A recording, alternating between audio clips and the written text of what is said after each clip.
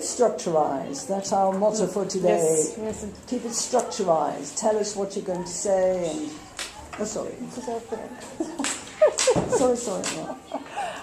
Well, today I have the pleasure of giving you an insight to the great world of ancient Egypt. Of, sorry? Ancient Egypt. Ancient Egypt, yep. Mm-hmm. Well, I will be talking about medicine of ancient Egypt. But first, I would like to share a story of my own life, actually. Well, Egypt. It's my oldest, greatest, and most interesting passion. And it started when I was 5, and it's more than 10 years now, and I still love Egypt. I'm fascinated by the history, by everything.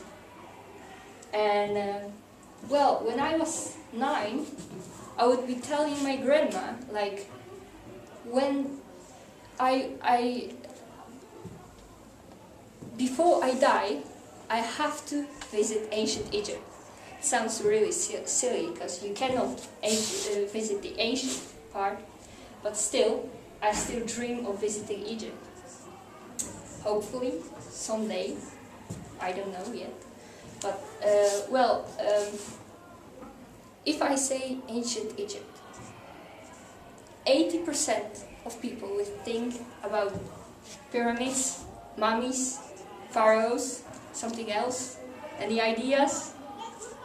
Well, the truth is, Egypt is so much more than this. It's not only the pyramids, it's not only what we see.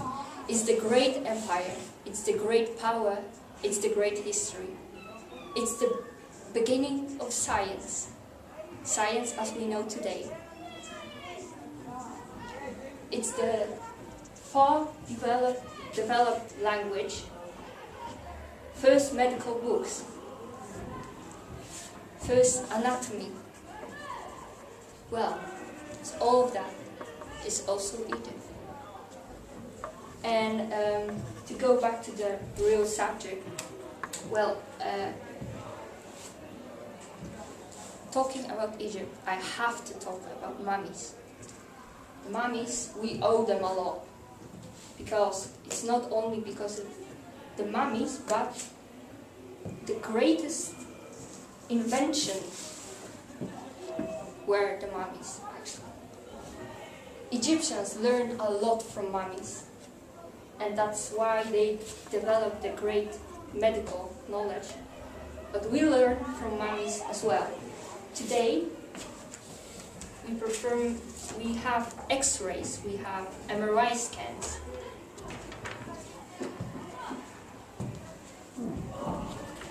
That's how it looks like on a mummy.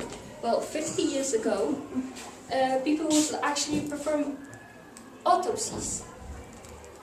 But then, after hundreds of mummies being destroyed by this, people realize it's not the best idea. It would look like that before. They would just rip the body open, destroy the whole mummy, which is terrible. Yeah. Now we can look inside. Yeah, now we can look inside, which is great. Because nowadays we know what kind of diseases there were in ancient Egypt. We know more about the human body. We know how Egyptians actually practiced medicine. Well, one thing we know as well is that half of Egyptians died by the age of 34. So, pretty much young. Well,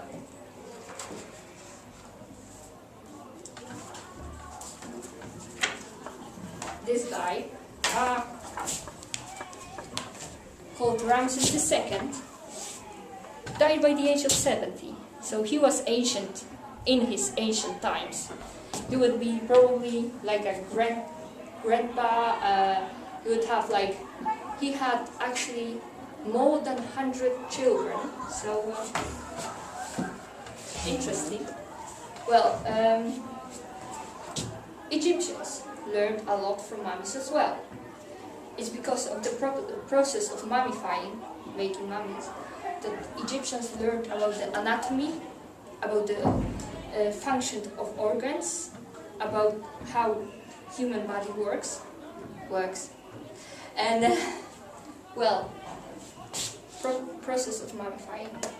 Ancient Egyptians would take all the organs out of the body and put most of them in canopic jars, which were like big jars. And but the interesting fact is there were 3 organs that were disposed the other way. Well, the first one is heart. The heart was the most important of all in ancient Egypt. The heart was what we would call today the brain. It was the center of human soul, of human being. So it had to be left inside the mummy, because without the heart, the mummy, the human being, couldn't start the life after death, the second life. Well, the second organs actually, were the kidneys. Well, you would think the kidneys. Why would they leave the kidneys inside? Simple reason. Kidneys had no function whatsoever for them. So they didn't see the importance, so they would just leave the kidneys inside because they didn't know what to do with it. Funny, but true. The third organ, brain. Brain had no function as well. They didn't see the importance of brain, they just saw the brain as a tissue. So they would just throw it away or use it as a medicine. Interesting as well. Well, the first part. How did they take the brain outside of the body? Well, they would use an instrument which was about that long. It was sharp shaped. It was put into the skull through the nose. They would mix the brain tissue with it to make it more fluent, and they would actually suck the brain tissue out of the body through the nose. And the brain tissue, so I found this picture, and in case of ancient Egypt, you would have to take it literally. They didn't have the common sense of throwing the brain away, so they would just take the brain, and in one of the prescriptions found in medical papyri, medical books, there is a description of brain being used as a cure for eye infection. They would take one part of the brain, mix it with honey and herbs, and put it on the infected tissue. Gross, but true.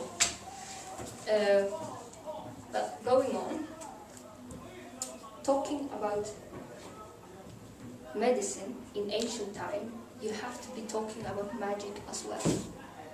Great magic, gods, religion, greatness. Well, Egyptians, they saw the importance of the knowledge, the reasonable sense, common sense. They also believed the human body is work of gods. So there were some gods of medicine. There were many of them actually, but there is a story about the most important ones called Osiris and Isis.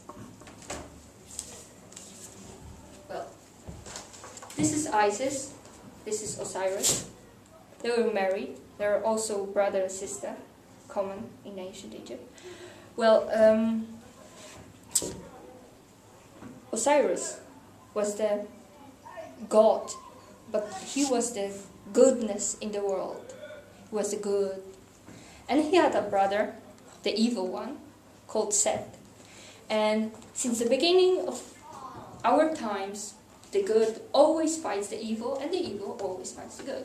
So Seth and Osiris were fighting.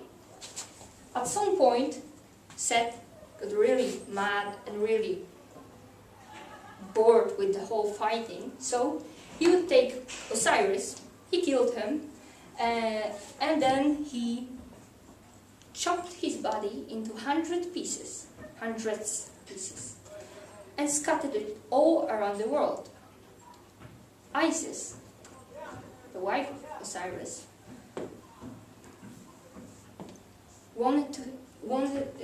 actually wanted to heal her husband, so she went all around the world, reassembled all the pieces, all the parts of Osiris, and ta-da-da-da, Osiris came alive.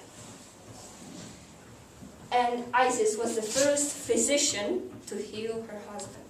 So that's the story. And, well, talking about the healing and the healers. Well, the healers were divided into ranks. There were the upper healers, the priest physicians, which would kind of like put amulets, amulets on you, have some spells, use some magic, pray to God. And the second one were the actual physicians, practicing the actual medicine, performing surgeries, treating people with medicine, with remedies. And the lowest rank were the nurses and medical students. So there is no difference from the ancient world to the modern one. So talking about the healing and the healers. The first physician in the whole wide world was the ancient Egyptian man called Imhotep. He was the first healer, official healer. And he would look like this one. Well, this one, the picture is from the movie The Mummy, where Imhotep was the evil one, destroying the whole world. But actually, Imhotep was the first physician, but also he was the chief architect of Pharaoh Djoser. And he would build the first, very first pyramid. This one.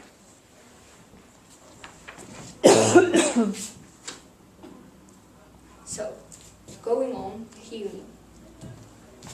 Once you were ill, you had to be treated. In modern days, we would say, go to hospital, right? But in ancient Egypt, there were no hospitals. So, you had to find a place to be treated. You had to find someone to treat you. Well, you would go to a temple, place where gods live, because Egyptians recognized two reasons of illness. The first one was you made gods angry, so they made you ill. The second one, the natural causes. So, you are ill, you go to a temple, you find the right god, because that wasn't easy as well, seeing as there were many of them.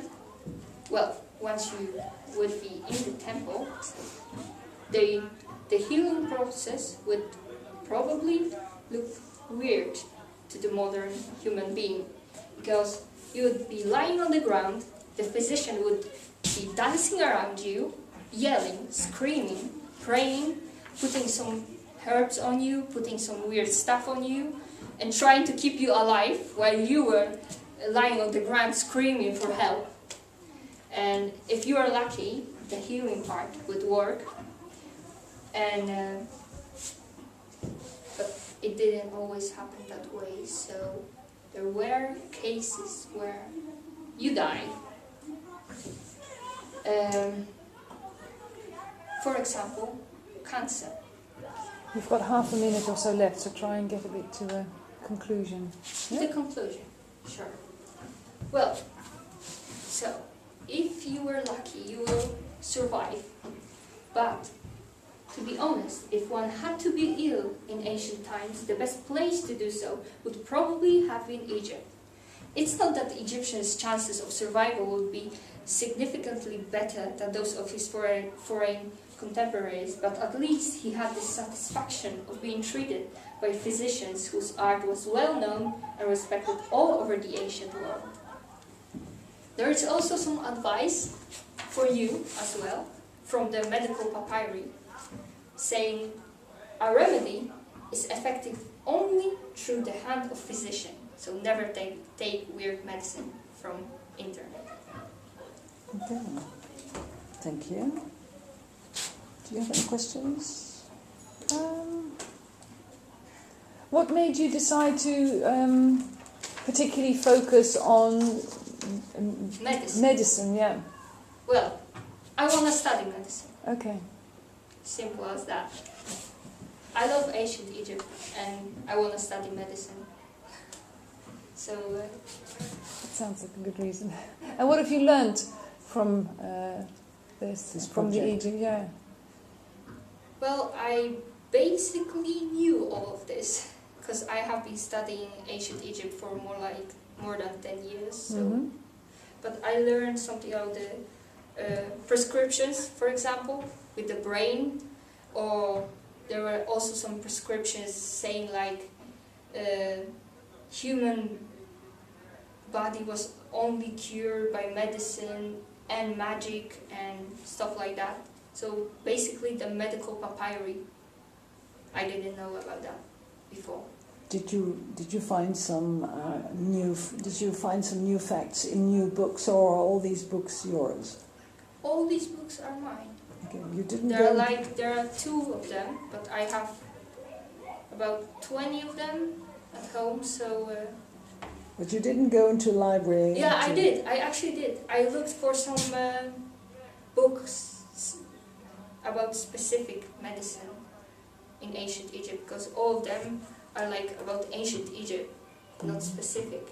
But I also researched some stuff on the internet as well, Okay. so I did some research. Okay. And are there things in medical science now that we have to thank the Egyptians for? Is it things like... Yeah, Yeah. basically 50% of all we know today. For example, childbirth. The Egyptians were the first one to perform abortion. They also had the pregnancy tests. Well, surgery, the ways surgeons work. That's basically it. One word that I didn't really catch was canopy jars. Canopy jars. What is a canopy jar? It's a huge jar. How do you pronounce it? I have a picture Yeah, a of that. canopy. The canopy, I know, is in the jungle. The canopy is, you know, all the... Canopic jars. For those. Oh, okay, lovely. That's the specific name of this. Yeah. That's Canopic. yeah. What does the word canopic mean? Well, never mind. It has no meaning, I guess. Just It's no just for this. But the canopy. I'm sure if you were to look it up, you might get some... Yeah, you might get some. Yeah. Okay. oh yes, and you also said a sharp-shaped Yeah. instrument. Sharp-shaped. What did you mean by that? You meant... It was sharp. It was sharp, that's what I thought, yeah. Yeah, just with a knife-like instrument. Yeah, I Yes, also yes. have some picture of those as well. I didn't have the time, so I didn't really look for it. It's like whole instrument. Yeah. You've not been to Egypt yet? No. Maybe something One after day. you've One day. finished Yes, school, going if you on. have some holiday Yeah. before going to Okay. university. Good man. Okay, It Carol. actually looks like this sharp thing. It's like, Yeah. yeah, I cannot control. Well, like in hangnails. Yeah. No hangnails. Yeah, hacknails, Crochet. yeah. Crochet. Okay, thank you very Stop much touching for... your